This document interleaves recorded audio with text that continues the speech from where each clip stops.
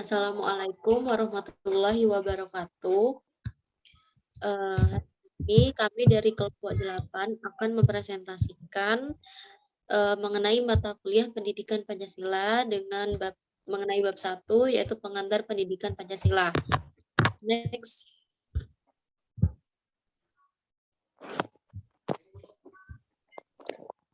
Selanjutnya perkenalan dari anggota kami. Yang pertama dipersilakan untuk Erika.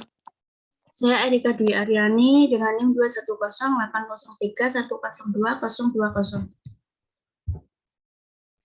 Selanjutnya Adelia.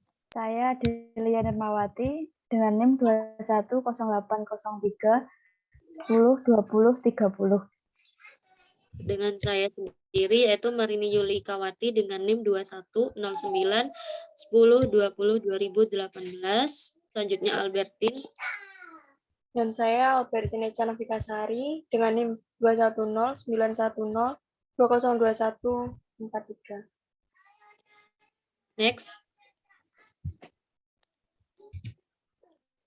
Selanjutnya ada 6 materi yang akan kami bahas.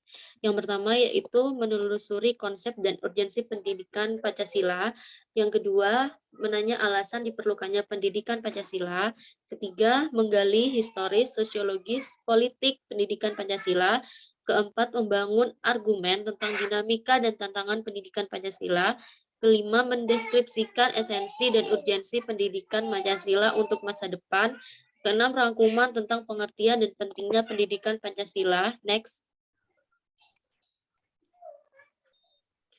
Yang pertama, menelusuri konsep dan urgensi pendidikan Pancasila yang akan dijelaskan oleh Erika. Dipersilahkan. Baik, terima kasih. Materi yang pertama menelusuri konsep dan urgensi pendidikan Pancasila. Dalam perjalanan sejarah bangsa Indonesia, sesungguhnya nilai-nilai Pancasila sebagai pandangan hidup bangsa sudah terwujud dalam kehidupan bermasyarakat sejak sebelum Pancasila sebagai dasar negara dirumuskan dalam satu sistem nilai. Sejak zaman dahulu, wilayah-wilayah di Nusantara ini mempunyai beberapa nilai yang dipegang teguh oleh masyarakat. Sebagai contoh, yang pertama, percaya kepada Tuhan dan toleran. Yang kedua, gotong royong. Yang ketiga, musyawarah. Yang keempat, solidaritas atau kesetiakawanan sosial. Nilai-nilai Pancasila berdasarkan teori kausalitas yang diperkenalkan Notonegoro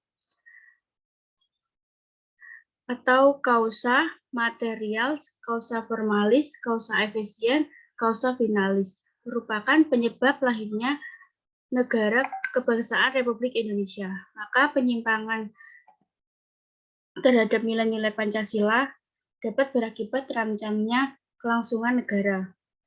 Munculnya permasalahan yang mendera di Indonesia memperlihatkan telah tergerusnya nilai-nilai dalam kehidupan bermasyarakat, berbangsa, dan bernegara. Oleh karena itu, perlu dianggap berbagai permasalahan di negara tercinta ini yang menunjukkan pentingnya mata kuliah pendidikan Pancasila. Yang pertama, ada masalah kesadaran perpajakan. Kesadaran perpajakan menjadi masalah utama bangsa, karena uang dari pajak menjadi tulang punggung pembiayaan pembangunan. APBN 2016 besar 74,6% penerimaan negara berasal dari pajak. Masalah yang muncul adalah masih banyak wajib pajak perorangan maupun badan, lembaga, instansi, atau perusahaan, dan lain-lain yang masih belum sadar dalam memenuhi kewajiban perpajakan. Laporan yang disampaikan masih belum sesuai dengan harta dan penghasilan yang sebenarnya yang dimiliki. Bahkan banyak kekayaan yang disembunyikan dan masih banyak warga negara yang belum terdaftar sebagai wajib pajak. Tidak membayar pajak, tetapi ikut menikmati fasilitas yang disediakan oleh pemerintah. Yang kedua, masalah korupsi. Masalah korupsi sampai sekarang masih banyak terjadi, baik di pusat maupun di daerah. Transparensi Internasional merilis situasi korupsi di 188 negara untuk tahun 2015. Berdasarkan data dari TI tersebut, Indonesia masih menduduki peringkat 88 dalam urutan negara paling korup di dunia.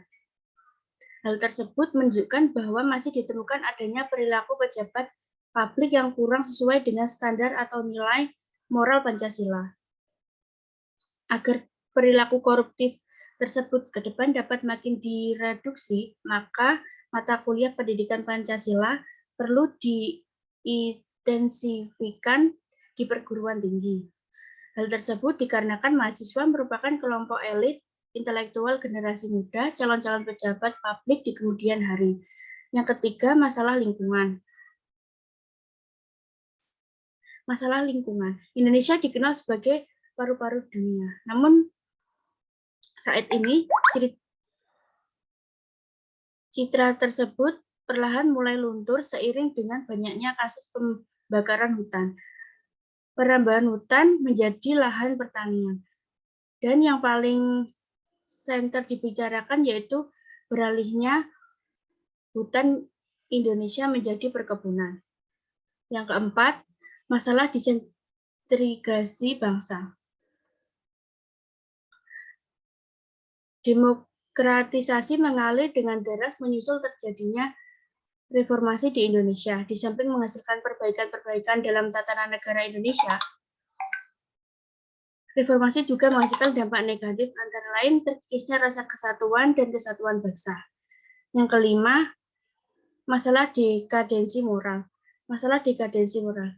Fenomena materialisme, pragmatisme, dan hedonisme makin menggejala dalam kehidupan bermasyarakat. Paham-paham tersebut mengkikis moralitas dan akhlak masyarakat, khususnya generasi muda. Yang keenam adalah masalah narkoba. Dilihat dari segi letak geografis, Indonesia merupakan negara yang strategis. Namun, letak strategis tersebut tidak hanya memiliki dampak negatif atau positif, tetapi juga negatif. Sebagai contoh dampak negatif dari letak geografis, dilihat dari kacamata bandar narkoba, Indonesia strategis dalam hal pemasaran obat-obatan terlarang. Tapi, tidak sedikit bandar narkoba warga negara asing yang tertangkap membawa zat terlarang ke negeri ini. Berdasarkan data yang dirilis Kepolisian Republik Indonesia, tahun 2013, Polri mengklaim telah menangani 32.470 kasus narkoba, baik narkoba yang berjenis narkotika atau psikotropika.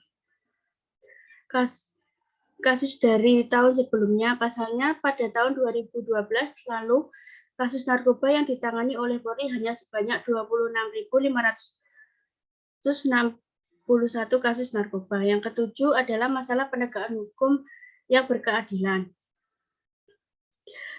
Salah satu tujuan dari gerakan reformasi adalah mereformasi sistem hukum dan sekaligus meningkatkan kualitas penegak hukum.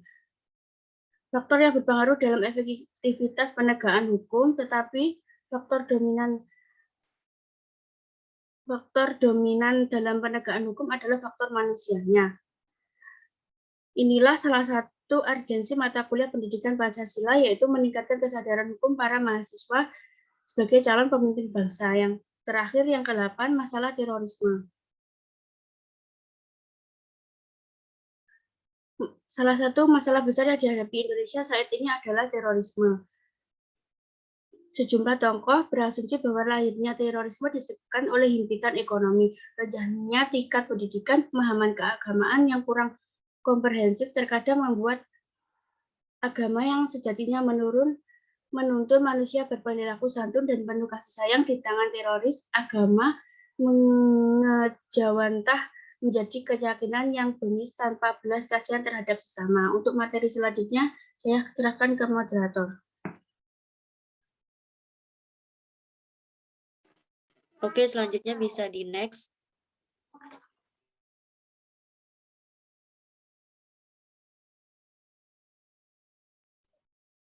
Selanjutnya yaitu visi dan misi pendidikan Pancasila. Adapun visi dan misi mata kuliah pendidikan Pancasila adalah sebagai berikut.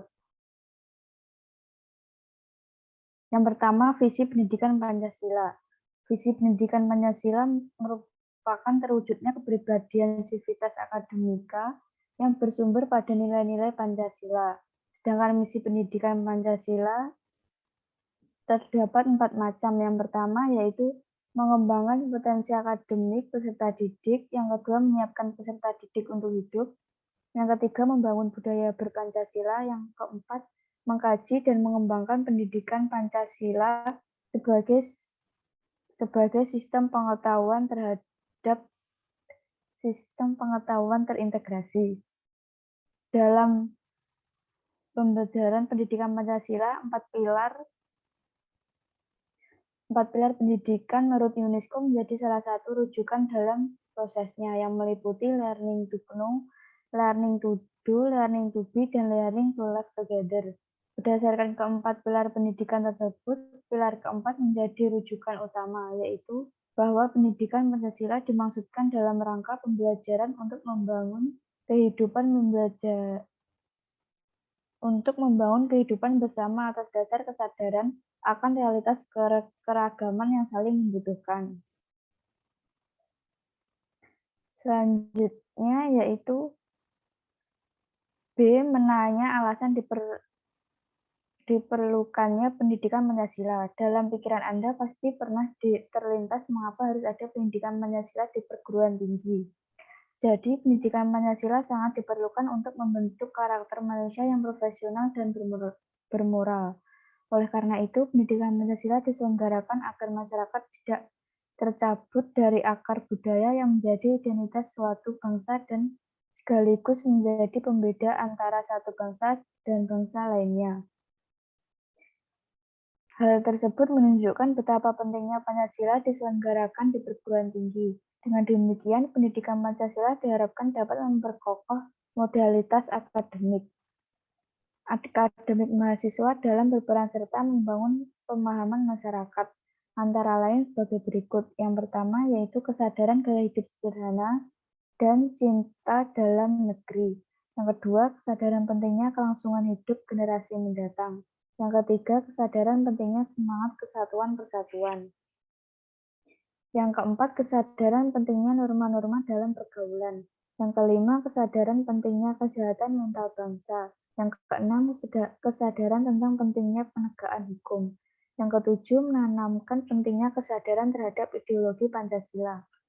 Penanaman dan penguatan kesadaran nasional tentang hal-hal tersebut sangat penting karena apabila kesadaran tersebut tidak segera kembali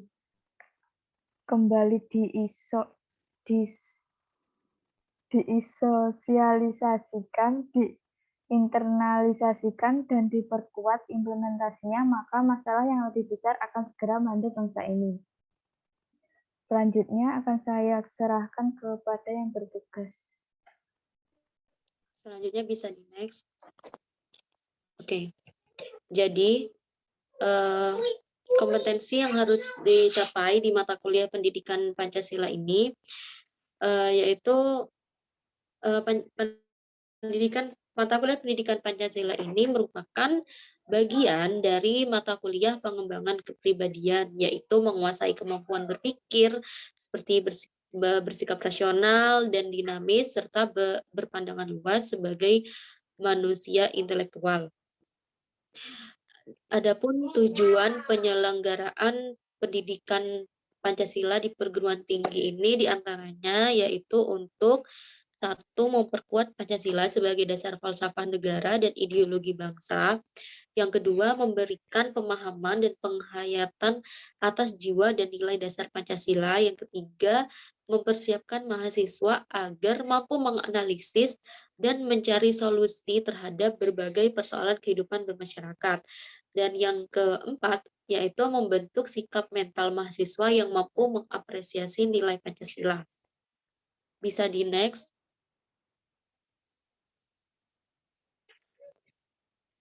Selanjutnya yaitu menggali historis, sosiologis, politik pendidikan Pancasila.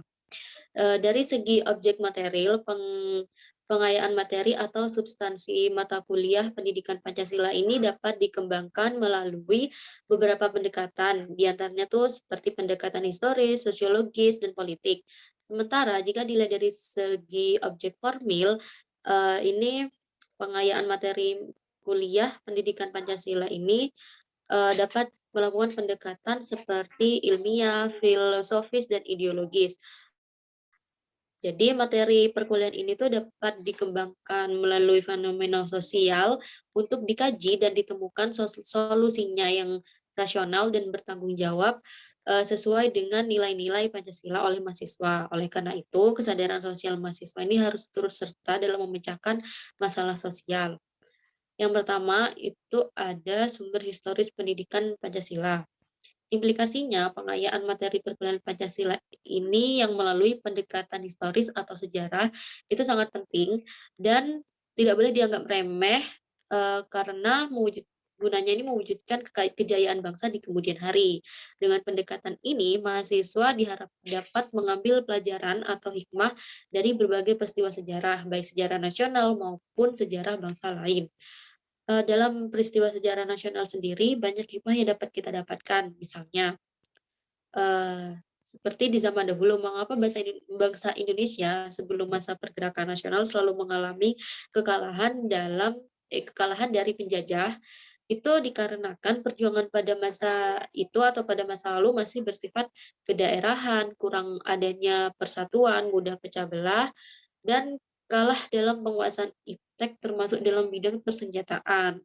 Nah, hal ini berarti bahwa apabila integrasi bangsa Indonesia sendiri lemah dan penguasaan iptek lemah, maka bangsa Indonesia ini dapat kembali terjajah atau setidaknya Indonesia ini akan kalah saing. Jadi implikasi dari pendekatan historis atau sejarah ini adalah meningkatkan motivasi kejuangan bangsa dan meningkatkan motivasi belajar mahasiswa dalam menguasai iptek sesuai dengan prodi atau jurusan masing-masing. Yang kedua, sumber sosiologis pendidikan Pancasila. Jadi sosiologi sendiri ini dapat dipahami sebagai ilmu tentang kehidupan antar manusia. Di dalamnya mengkaji beberapa di antaranya yaitu latar belakang, susunan, dan pola kehidupan sosial dari berbagai golongan dan kelompok masyarakat. Di samping itu dapat mengkaji masalah sosial, perubahan, dan pembaruan dalam masyarakat. Melalui pendekatan sosiologi ini, mahasiswa dapat diharap mengkaji seperti struktur sosial, proses sosial, termasuk perubahan sosial dan masalah sosial yang patut disikapi. Selanjutnya bisa dilanjutkan oleh Eca. Mohon maaf, slide sebelumnya. Lalu yang ketiga yaitu sumber yuridis pendidikan Pancasila. Negara Republik Indonesia merupakan negara hukum atau yang biasa disebut dengan Rechtsstaat. Dan salah satu cirinya yaitu pemerintahan berdasarkan hukum atau rule of law. Pancasila sebagai dasar negara merupakan landasan dan sumber dalam membentuk serta menyelenggarakan negara hukum. Hal tersebut dapat diartikan bahwa pendekatan yuridis atau hukum merupakan salah satu pendekatan utama dalam pengembangan atau pengayaan materi mata kuliah pendidikan Pancasila. Pendekatan yuridis ini adalah dalam rangka menegakkan undang-undang atau law enforcement yang merupakan salah satu kewajiban negara yang penting. Penegakan hukum ini akan efektif apabila didukung oleh kesadaran hukum warga negara terutama dari kalangan intelektualnya. Dengan demikian, melalui pendekatan yuridis tersebut, mahasiswa dapat berperan serta dalam mewujudkan negara hukum formal dan sekaligus negara hukum material, sehingga dapat diwujudkan keteraturan sosial atau social order, serta sekaligus terbangun suatu kondisi bagi terwujudnya peningkatan kesejahteraan rakyat, sebagaimana yang dicita-citakan oleh para pendiri bangsa. Selama ini sebagian masyarakat masih banyak menuntut haknya. Namun mereka juga melalaikan kewajiban-kewajibannya. Keseimbangan antara hak dan kewajiban akan melahirkan kehidupan yang harmonis sebagai bentuk tujuan negara mencapai masyarakat adil dan makmur. Lalu yang keempat ada sumber politik pendidikan Pancasila. Salah satu sumber pengayakan materi pendidikan Pancasila yaitu berasal dari fenomena kehidupan politik bangsa Indonesia. Tujuannya agar mahasiswa mampu mendiagnosa dan mampu memformulasikan saran-saran tentang upaya atau usaha dalam mewujudkan kehidupan politik yang ideal sesuai dengan nilai-nilai Pancasila. Menurut pendapat Budiarjo, bukankah Pancasila dalam tataran tertentu merupakan ideologi politik, yaitu mengandung nilai-nilai yang menjadi kaidah penuntun dalam mewujudkan tata tertib sosial politik yang ideal. Melalui pendekatan politik ini, mahasiswa diharapkan mampu menafsirkan fenomena politik dalam rangka menemukan pedoman yang bersifat moral yang sesuai dengan nilai-nilai Pancasila untuk diwujudkan di kehidupan politik yang sehat. Secara spesifik, fokus kajian melalui pendekatan politik ini yaitu menemukan nilai-nilai yang ideal agar menjadi kaidah penuntun atau pedoman dalam mengkaji konsep-konsep pokok dalam politik, yang dimana meliputi negara atau state, kekuasaan atau power, pengambilan keputusan atau decision making, kebijakan atau polisi, dan pembagian atau distribution sumber daya negara, baik pusat maupun di daerah. Melalui kajian ini, mahasiswa diharapkan lebih termotivasi dalam berpartisipasi, dalam memberikan masukan konstruktif, baik kepada infrastruktur politik maupun suprastruktur politik. Next. Di sini saya akan menjelaskan membangun argumen tentang dinamika dan tantangan pendidikan Pancasila. Sebagaimana diketahui bahwa pendidikan Pancasila di Indonesia mengalami pasang surut dalam pengimplementasiannya. Jika ditelusuri secara sejarah, upaya pembudayaan nilai-nilai Pancasila telah konsisten dilakukan sejak awal kemerdekaan hingga sekarang. Namun, bentuk serta intensitasnya berbeda dari zaman ke zaman. Pada awal kemerdekaan, pembudayaan nilai-nilai dilakukan dalam bentuk pidato-pidato yang dilakukan oleh para tokoh-tokoh bangsa dalam rapat-rapat akbar yang biasa disiarkan melalui radio maupun surat kabar. Tidak lama setelah sejak lahirnya ketetapan MPR RI nomor 2/MPR/1978 tentang Pedoman Penghayatan dan Pengamalan Pancasila atau P4 atau Eka Prasetya Pancakarsa. P4 tersebut kemudian menjadi salah satu sumber pokok materi pendidikan Pancasila. Lalu diperkuat dengan TAP MPR RI nomor 2/MPR/1988, yaitu tentang GBHN yang mencantumkan bahwa pendidikan Pancasila termasuk pendidikan pedoman penghayatan dan pengamalan Pancasila. Lalu dalam rangka menyempurnakan perkuliahan pendidikan Pancasila yang dijadikan sebagai mata kuliah dasar umum di perguruan tinggi, Dirjen Dikti menerbitkan SK nomor 25/Dikti/KEP/1985, yaitu tentang penyempurnaan kurikulum inti mata kuliah dasar umum atau MKDU. Sebelumnya memang Dirjen Dikti telah mengeluarkan SK pada tanggal 5 Desember 1983, yaitu nomor 86/Dikti/KEP/1983, yaitu di mana tentang pelaksanaan penataran pedoman penghayatan dan pengamalan Pancasila pola 100 jam di perguruan tinggi. Dan kemudian dilengkapi dengan SK Kepala BP7 Pusat pada tanggal 2 Januari 1984, nomor KIP 01/BP7/1/1984, yaitu tentang penataran P4 pola pendukung 100 jam bagi mahasiswa baru, universitas, institut, maupun akademi negeri dan swasta.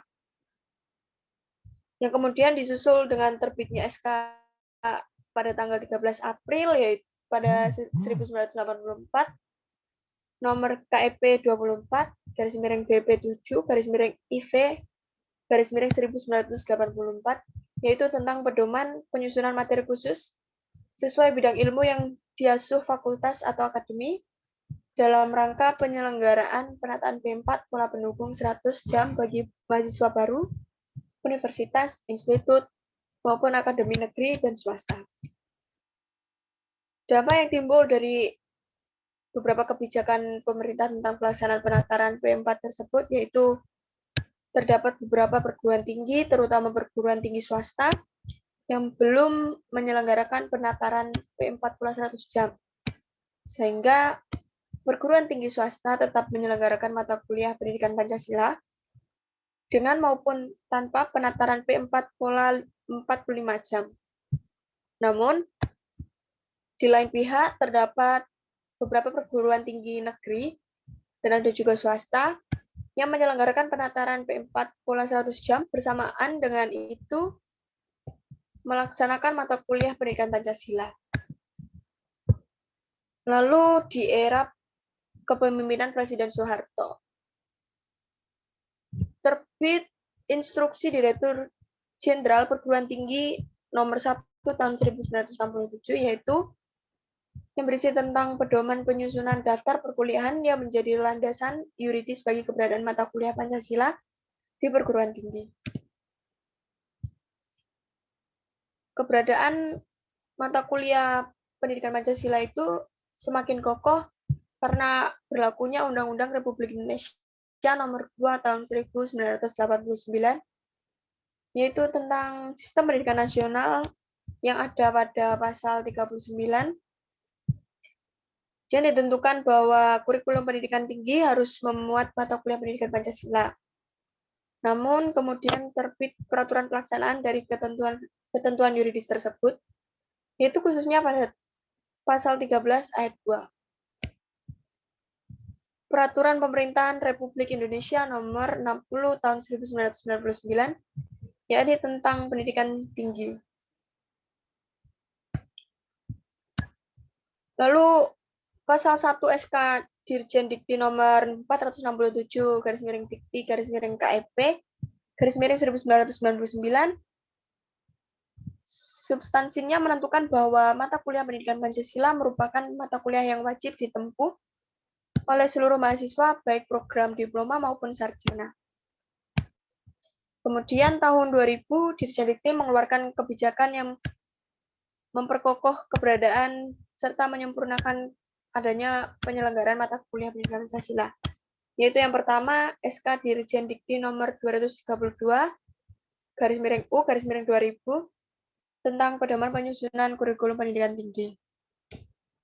Lalu yang kedua SK Dirjen Dikti nomor 265/Dikti/2000 tentang penyempurnaan kurikulum inti mata kuliah pengembangan kepribadian MKPK. Dan yang terakhir, yang ketiga, SK Dirjen Dikti nomor 38/Dikti/KIP/2002, yaitu tentang rambu-rambu pelaksanaan kelompok mata kuliah pengembangan kepribadian di perguruan tinggi. Next. Selanjutnya yaitu tantangan pendidikan Pancasila. Tantangan pendidikan Pancasila ialah menentukan bentuk dan format agar mata kuliah pendidikan Pancasila dapat diselenggarakan di berbagai program studi dengan menarik dan efektif.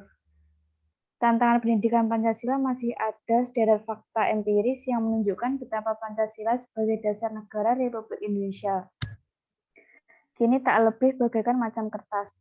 Tantangan mengajarkan pendidikan kewarganegaraan di era milenial saat ini butuh usaha keras. Justru tantangan tersebut bukan datang dari materi atau kurikulum pendidikan kewarganegaraan itu sendiri, melainkan dari kualitas sumber daya manusia yang kompeten. Di dalam tantangan pendidikan Pancasila terdapat beberapa landasan, yaitu yang pertama landasan pendidikan Pancasila, yang kedua landasan sejarah, yang ketiga landasan budaya, yang keempat landasan hukum, dan yang terakhir landasan filosofi. Selanjutnya saya serahkan pada yang bertugas.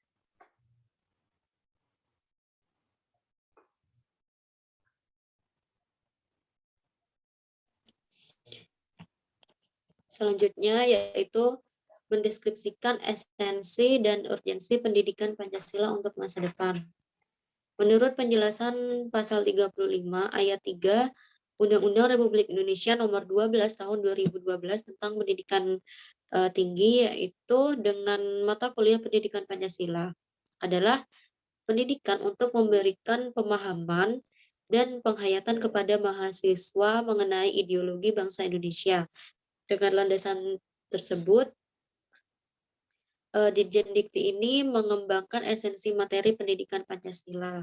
Di antaranya yang pertama, pengantar perkuliahan pendidikan Pancasila. Kedua, Pancasila dalam kajian sejarah bangsa Indonesia. Ketiga, Pancasila sebagai dasar negara. Keempat, Pancasila sebagai ideologi negara. Kelima, Pancasila sebagai sistem filsafat. Keenam, Pancasila sebagai sistem etika. 7, Pancasila sebagai dasar nilai pengembangan ilmu. Pendekatan pembelajaran ini dalam mata kuliah pendidikan Pancasila adalah pendekatan yang pembelajarannya berpusat kepada mahasiswa atau student center learning untuk memahami dan menghayati nilai Pancasila baik sebagai etika, filsafat, negara maupun ideologi bangsa secara saintifik. Dengan harapan nilai Pancasila ini akan terinternalisasi sehingga menjadi guiding principles atau kaidah penuntun bagi mahasiswa dalam mengembangkan jiwa profesionalismenya sesuai dengan jurusan atau program studi masing-masing. Implikasi dari pendidikan Pancasila ini agar mahasiswa ini dapat menjadi insan yang profesional yang berjiwa Pancasila dalam kehidupan masyarakat dan negara. Selain itu, urgensi dalam pendidikan Pancasila ini adalah untuk membentengi dan menjawab tantangan perubahan yang akan terjadi di masa yang akan datang. Pendidikan Pancasila sendiri di perguruan tinggi ini penekanannya dengan memberikan kontribusi dalam pendalaman dan penerapan nilai Pancasila kepada generasi baru bangsa. Bisa di next. Selanjutnya yaitu rangkuman tentang pengertian dan pentingnya pendidikan Pancasila, yang dimana seperti kita tahu bahwa pendidikan Pancasila ini merupakan proses pembelajaran agar mahasiswa secara aktif mengembangkan potensi dirinya untuk memiliki pengetahuan, kepribadian, keahlian sesuai dengan program studinya dengan menjadikan nilai Pancasila ini tuh sebagai kaidah penuntun sehingga menjadi warga negara yang baik. Nah, jadi pentingnya pendidikan Pancasila di perguruan tinggi ini untuk menjawab tantangan dunia dengan mempersiapkan warga negara yang mempunyai pengetahuan, pemahaman, penghargaan, penghayatan, komitmen, dan pola pengamalan Pancasila. Next. Oke, sekian dari kelompok kami. Sudah mempresentasikan materi bab 1. Kurang lebihnya mohon maaf. Wassalamualaikum warahmatullahi wabarakatuh.